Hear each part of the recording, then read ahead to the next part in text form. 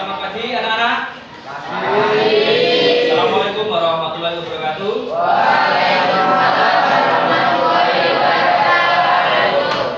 Sebelum pembelajaran hari ini kita mulai, silakan untuk tetap kelas memimpin kelas.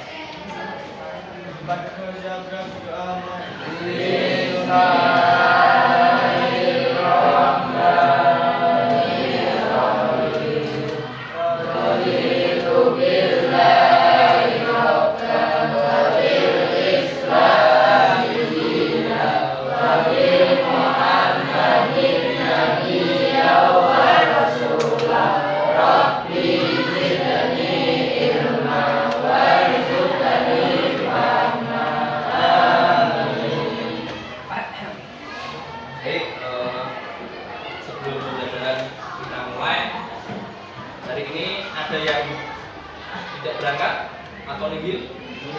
Ada? Ya. Siapa? Apa? Donita sama? Berarti dua ya? Tiga. Yang hadir ada 39. Oke, baik. Dengan izin sakit. Oke, kita doakan semoga teman-teman kalian sembuh. Baik, di pertemuan pada pagi hari ini Pak Tony akan menjelaskan tentang coding atau kecerdasan artifisial. Nah, kalau di dalam kehidupan sehari-hari, kecerdasan artifisial kalau kita terapkan atau bahasa kerennya itu adalah AI. Apakah kalian sudah menggunakan AI dalam kehidupan sehari-hari? Ya. Oke. Contoh nih, AI yang paling sering kalian gunakan itu apa? Apa? Google Map. Biasanya kalau Google Map kalian gunakan untuk apa, Mas? Mencari rumah-rumah, Pak. Oh, rumah teman yang belum pernah dikunjungi. Ya, kalau sudah pernah kunjungi, kita nggak perlu pakai Google Map, ya kan? Oke. Terus apa lagi? Apa? Mencari jawaban. Apa AI-nya yang kamu gunakan? ChatGPT boleh, Google juga boleh, itu termasuk yang namanya AI. Tapi yang paling populer sekarang AI itu ada contoh kayak ChatGPT, kemudian Gemini, apalagi Cici, ya si Cici itu memang benar. Kalau sekarang yang paling keren memang si Cici. Cici, tolong saya pengen menu resep makanan ini. Nah, langsung dibuatkan. Itu dalam hitungan detik. Nah, itu contoh AI dalam kehidupan sehari-hari. Itu namanya apa, Cak? Kecerdasan buatan. Maksudnya kecerdasan buatan adalah suatu kecerdasan yang dibuat oleh manusia untuk membantu manusia dalam kehidupan sehari-hari. Nah, nanti di dalam pembelajaran kita hari ini, ya, kita akan memanfaatkan atau mengenal AI itu untuk lingkungan kita. Sebagai contoh, ya, AI itu kita bisa menentukan mana sampah yang organik ataupun sampah yang anorganik. Di proyek kita nanti seterusnya kita akan mengembangkan yang namanya AI untuk lingkungan, yaitu berkaitan sampah organik dan anorganik. Jadi nanti ketika kalian menggunakan kamera, kita buat AI tersebut, kita fotokan apakah sampah ini termasuk organik atau tidak. Nah, nanti gambar tersebut akan memberikan keterangan bahwasanya oh, ketika kamu mengambil daun, keterangan di situ adalah sampah organik. Ketika mengambil sampah sesuatu yang memang non organik, itu akan muncul sampah yang non. Baik, sebelum kita lanjut, di sini Pak Tony akan memutarkan video tentang AI di masa depan. Disimak dulu. Dahulu AI mengambil alih dunia. Robot-robot melawan dan menguasai jalan. Manusia yang selamat memburu yang sama. Akankah kita bisa bertahan? Oke. Jangan takut dulu. Ini cuma AI yang ada di film-film. Nyatanya, mereka nggak senyaramin itu. Tapi, apa iya? Apakah ada ancaman tersembunyi dari AI?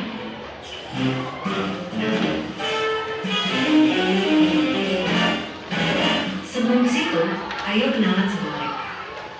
Simpelnya banget, AI adalah program yang didesain untuk berpikir dan ngambil tindakan kayak manusia. Mereka bahkan bisa belajar sendiri lewat latihan yang dikasih programnya biar bisa diajak ngobrol, ngolah informasi, sampai punya kesadaran selevel anak bayi. Dan fitur-fitur keren inilah yang bikin CEO Tesla sampai prediksi kalau AI bisa lebih pintar dari manusia. Yang sebenarnya ini bisa jadi tanda bahaya, seperti yang pernah dibilang oleh sang perumus Theory of Everything. Tapi, apakah dunia akan segera hancur karena AI? Ternyata enggak juga. Karena bukan memburu manusia, tapi mereka bakalan jadi pesaing kita di pekerjaan.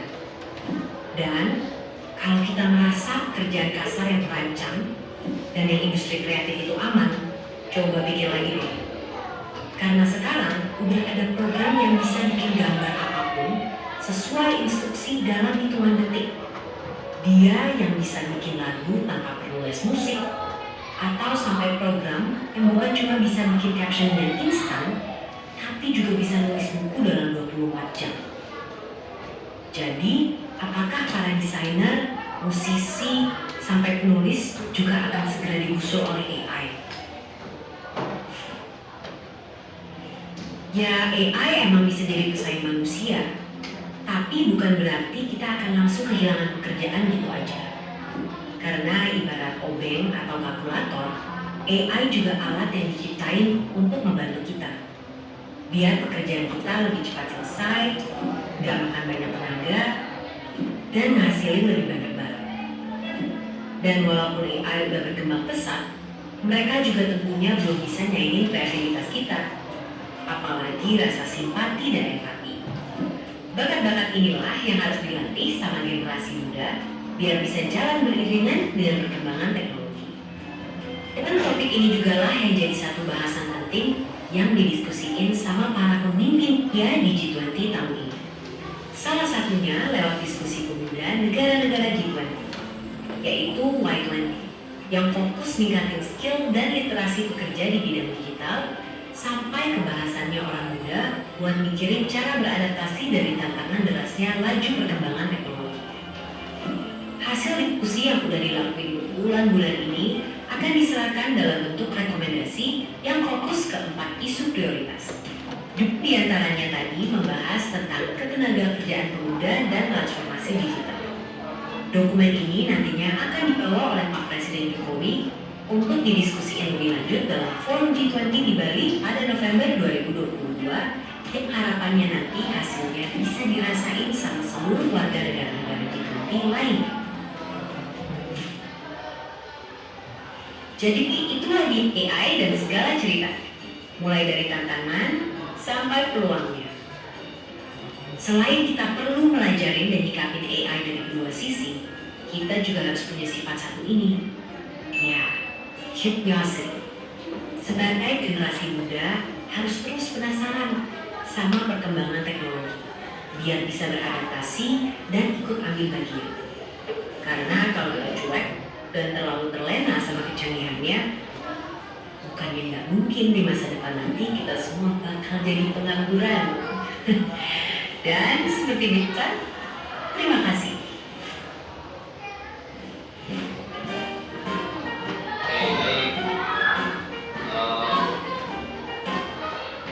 Jadi setelah mengamati di sini,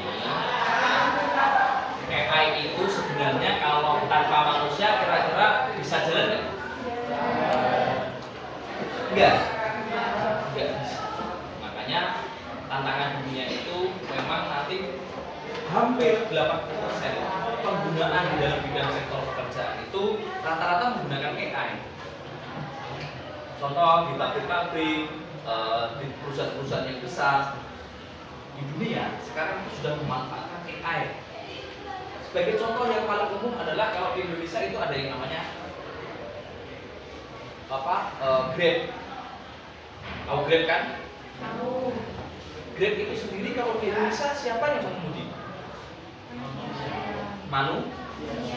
Orangnya itu. Tetapi kalau di Eropa, di Cina, Jepang dan sebagainya, negara-negara yang sudah maju, mereka menggunakan transportasi umum yang sifatnya seperti Grab atau Gojek. Kalau di Indonesia itu mereka menggunakannya sudah berbasis AI. Jadi mobil tersebut kita pesen lewat aplikasi, udah tiba-tiba datang, di situ nggak ada yang nyetir. Kalian berkomunikasinya dengan seperti robot, ya. Secara otomatis nggak ada sopirnya.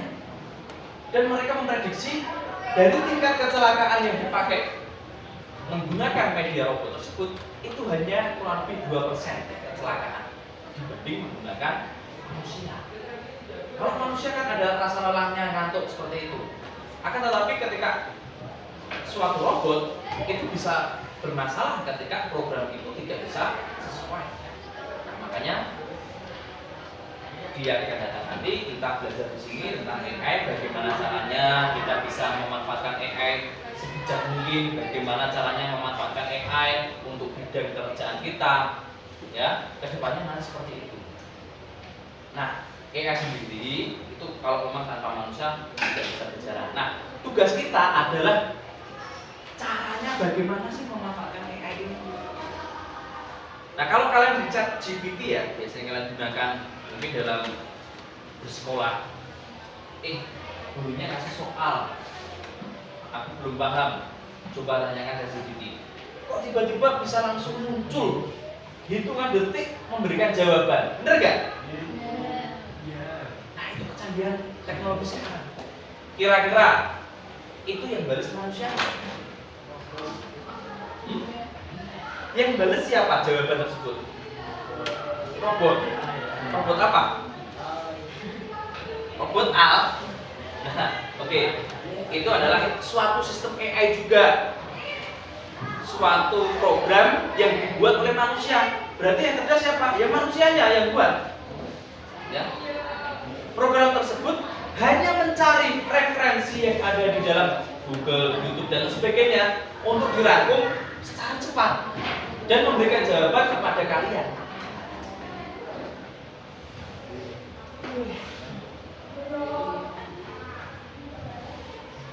Nah, kita kembali ke penerapan AI dalam menjaga lingkungan di sini.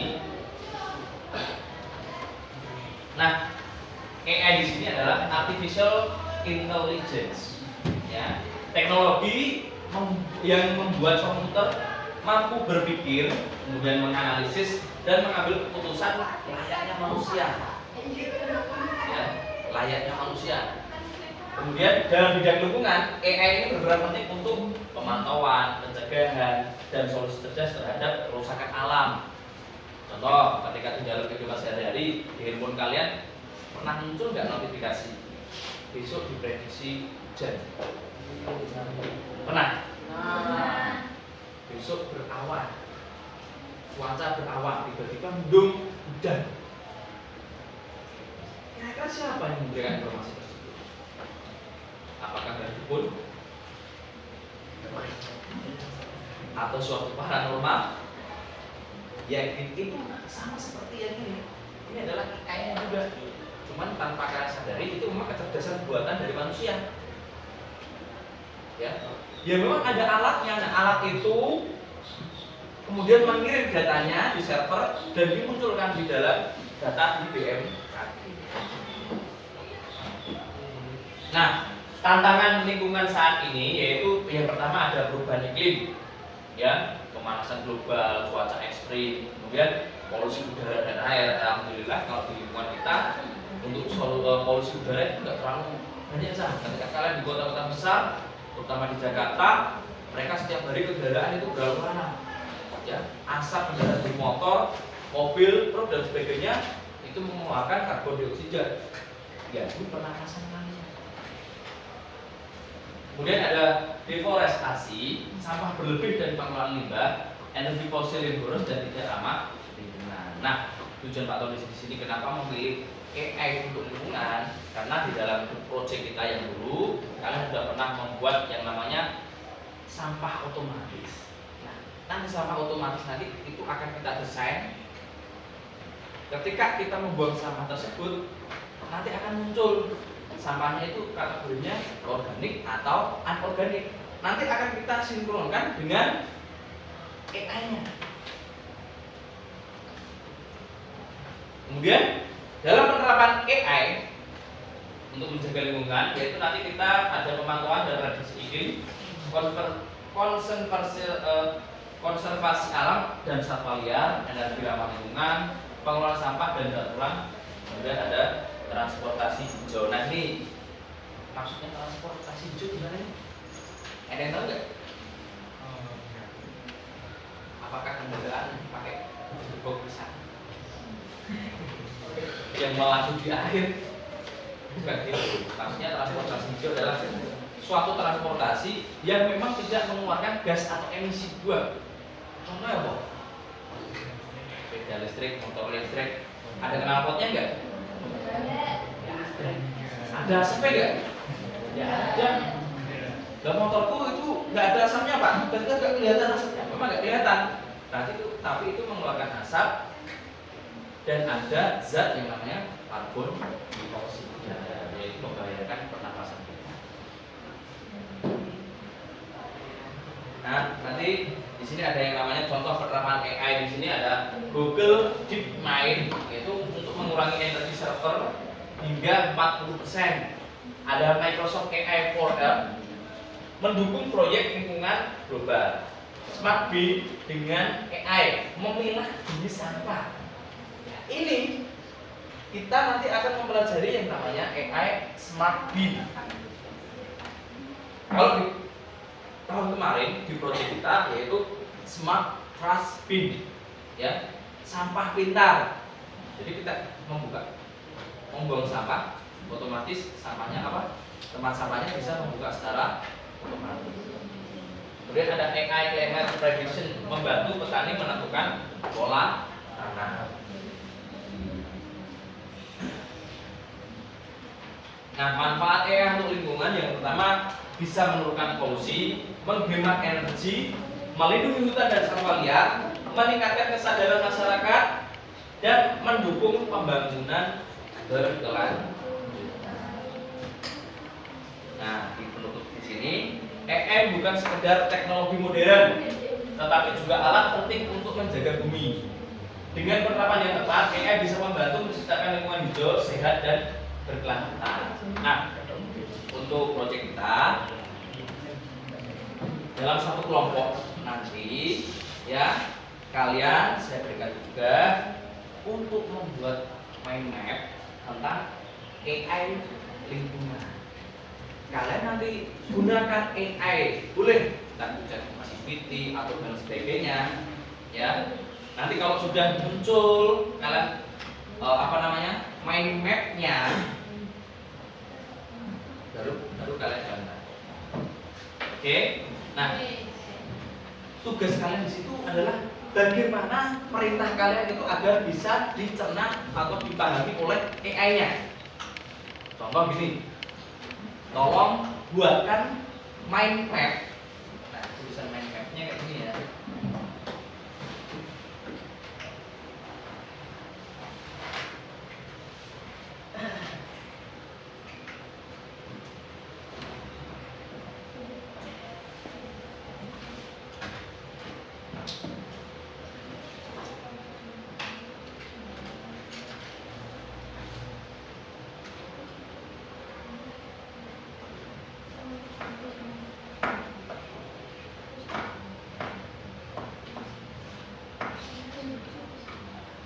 Oke, misalnya adalah mind map.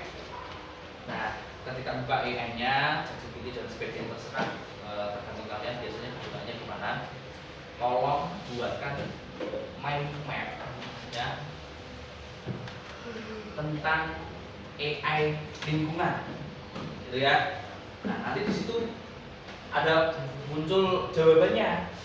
Jika sudah muncul, Yang saya inginkan dari Pak Tony di situ adalah mind map-nya, gambarannya.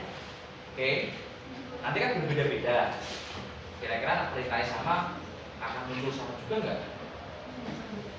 Belum tentu. Ya, tergantung perintah yang kamu gunakan. Ya. Kalau bahasa perintahnya di sini adalah prompt. Ya. Bahasanya prompt. Makanya kalau di TikTok dan sebagainya ada video saya ini bukan manusia, saya ini AI. Ya. Nah, kok bisa muncul seperti itu? Berarti kita bagaimana caranya membuat prompt itu perintah agar bisa disesuaikan oleh AI tersebut. Kalau kalian misalkan menggunakan AI cuman tolong buatkan soal apa? Mereka juga bingung. Yang kamu maksud soal tentang apa? Kan bertanya gitu. Nah, gunakan promptnya itu atau perintahnya itu yang secara detail. Jadi mereka AI tersebut bekerja itu biar lebih jelas. Ya, jangan setengah-setengah. Nanti saya berikan kertas. Kalau kalian sudah buat mind map-nya selesai, gambar, nanti masuk ke depan untuk menjelaskan atau memberikan gambarannya tentang mind map-nya. Paham ya? Oke, saya bagikan dulu.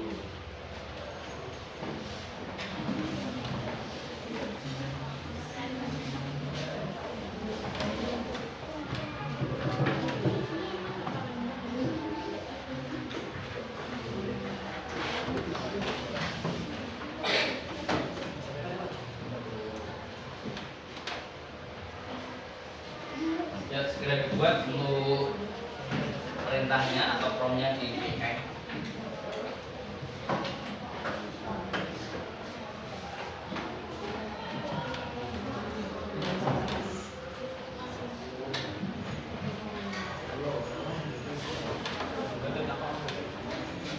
Ya, betul.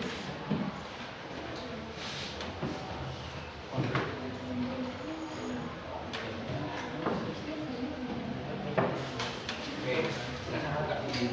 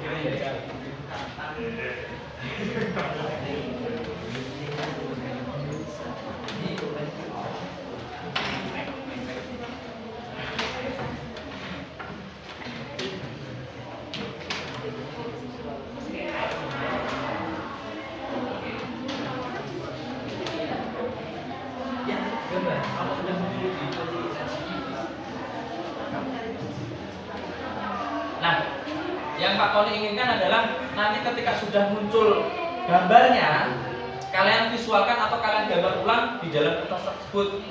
Nanti juga sudah selesai, Ini saya beri waktu 10 menit. Ya, 10 menit itu untuk menghasilkan dan presentasi. Berarti 5 menit kalian menggambar. Ya. Paham? 5 menit menggambar, berarti nanti jam 8 lebih 7 menit gambaran kalian sudah selesai. 5 menit berikutnya kalian baru presentasikan.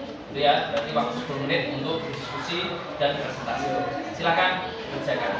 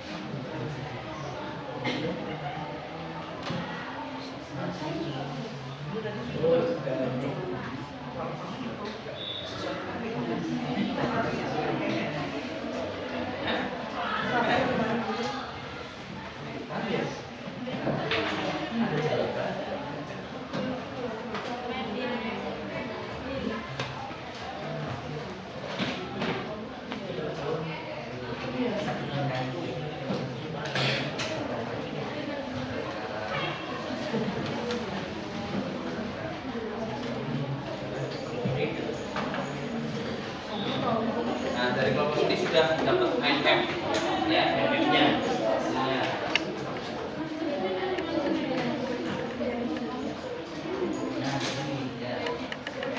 Walaupun perintah promnya sama, belum tentu jawaban atau gambarnya juga sama ya. Nah.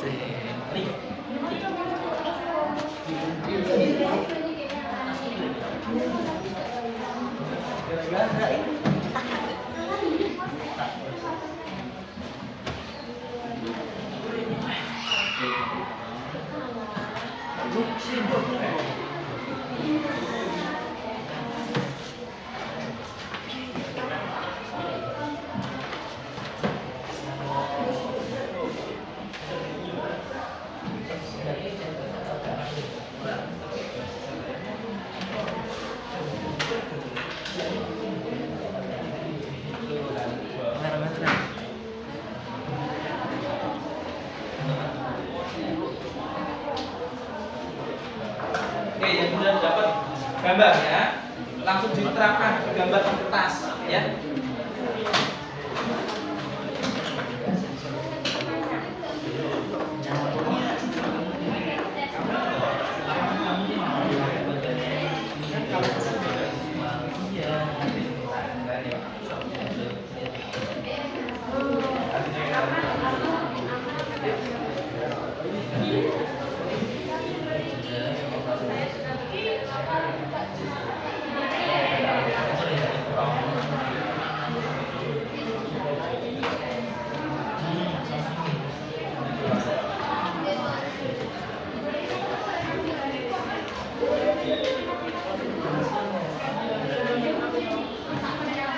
Gimana sudah?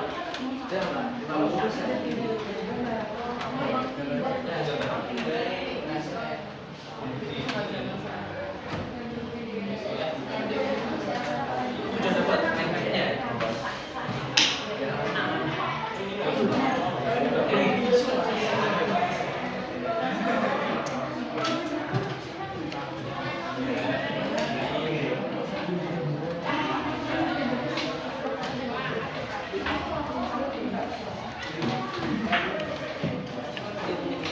Gak usah lagi dari dia ya. Kalau ada kalau tinggalan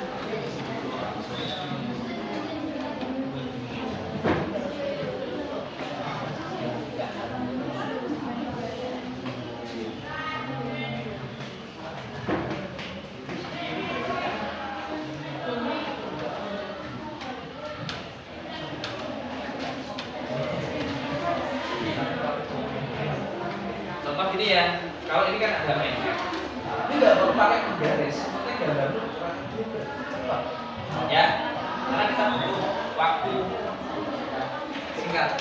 Oke.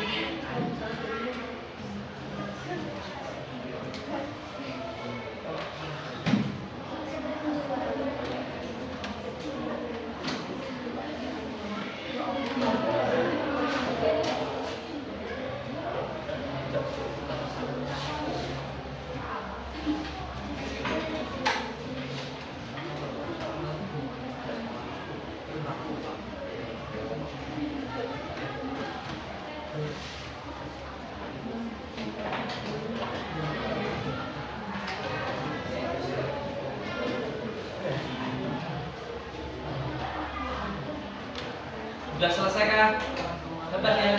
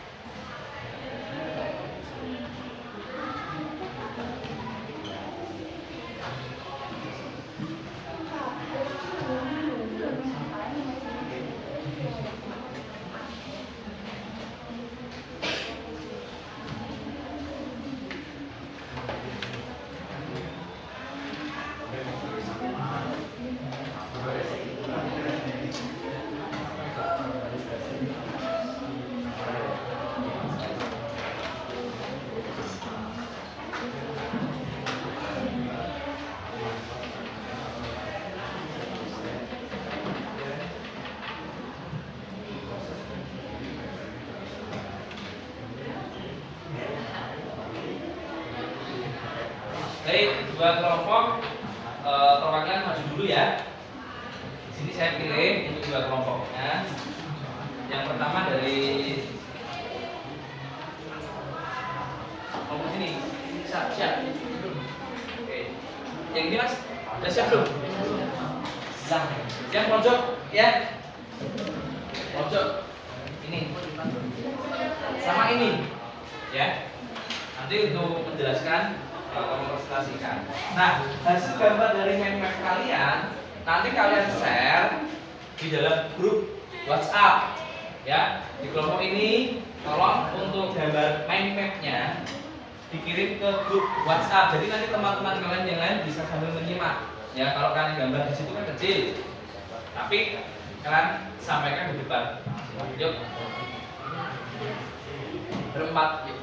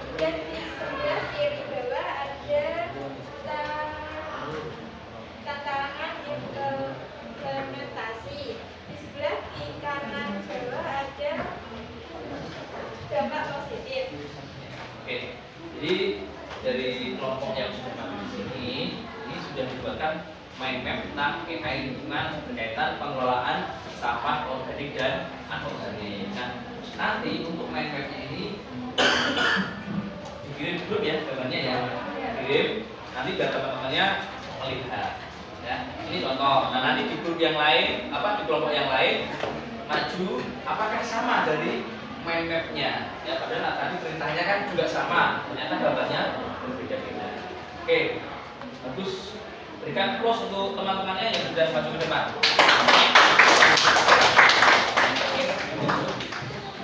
Sekian presentasi dari kami. Assalamualaikum warahmatullahi wabarakatuh.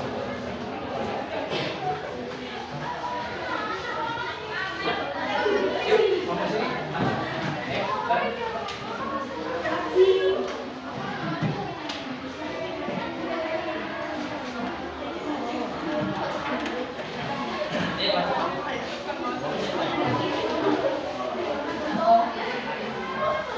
Gambarnya sudah bisa belum?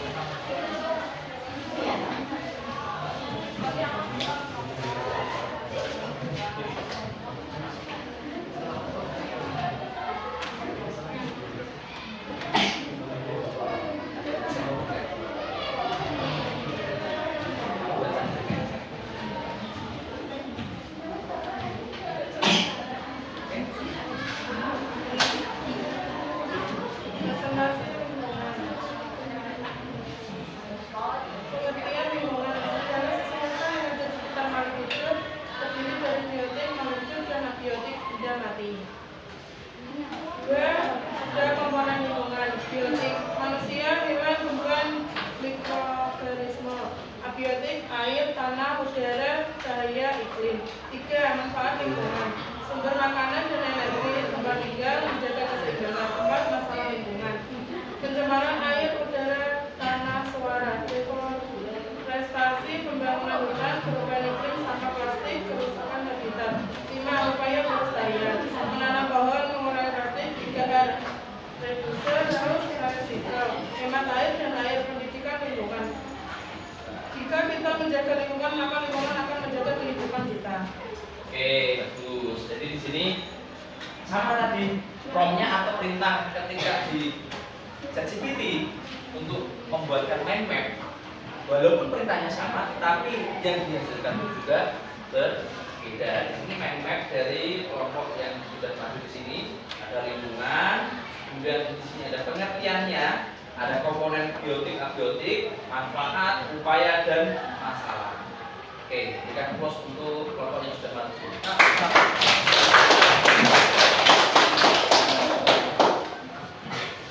Oke, nanti untuk gambar atau map-nya itu dikumpulkan. Oke, agar suasana pembelajaran hari ini biar nggak loyo, kita berdiri semuanya, kita lakukan ice breaking. Yuk. Yuk, menghadap sini semuanya dulu, Ini melatih konsentrasi ya. Melatih konsentrasi. Jadi kalian nanti kalau Pak Tony bilang gini ya, kepala, pundak, lutut, kaki. Bisa nggak? Nanti kalau Pak Tony bilang kepala, kaki, lutut, pundak, itu berarti kamu harus bisa sinkron ya. Oke, konsentrasi ya. 1, 2, 3. Pundak, lutut, kepala, kaki. Pundak, lutut, kepala, pundak. Nah, kepalanya nggak dipegang, dari lutut langsung ke pundak. Pundak, kepala, lutut, pundak, pundak, lutut, kepala, kaki, kaki, pundak, lutut, kepala. Bingung kan? Kepala, pundak, kepala, pundak, kepala, pundak, lutut, kepala, kepala, pundak, mulut. Oh, terima kasih.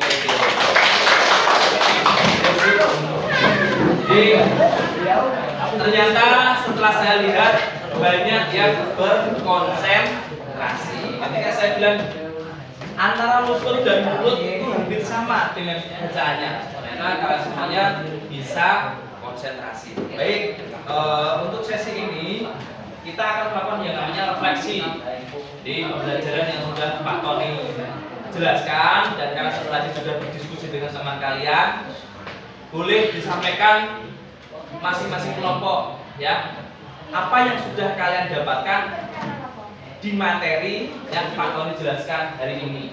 Kira-kira apa tuh yang sudah kalian dapatkan materinya? Mulai dari kelompok sini dulu ya. Kamu kira-kira selama pembelajaran ini apa yang sudah kamu dapatkan? Tentang apa? AI itu tadi yang kamu serap tentang apa sih AI itu? Oh, kecerdasan buatan. Oke. Kelompok sini tentang apa yang sudah kamu pahami tadi? Jaga lingkungan ya. Oke. Kalau yang sini apa hal baru yang kamu dapatkan? Kecerdasan AI. AI itu kan kecerdasan buatan. Oh, berarti AI itu sangat cerdas, gitu ya? Oke, di kelompok sini tentang apa? Ya kamu peroleh dalam pembelajaran hari ini.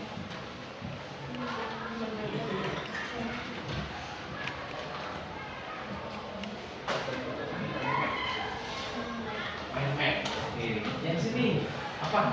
Kira-kira?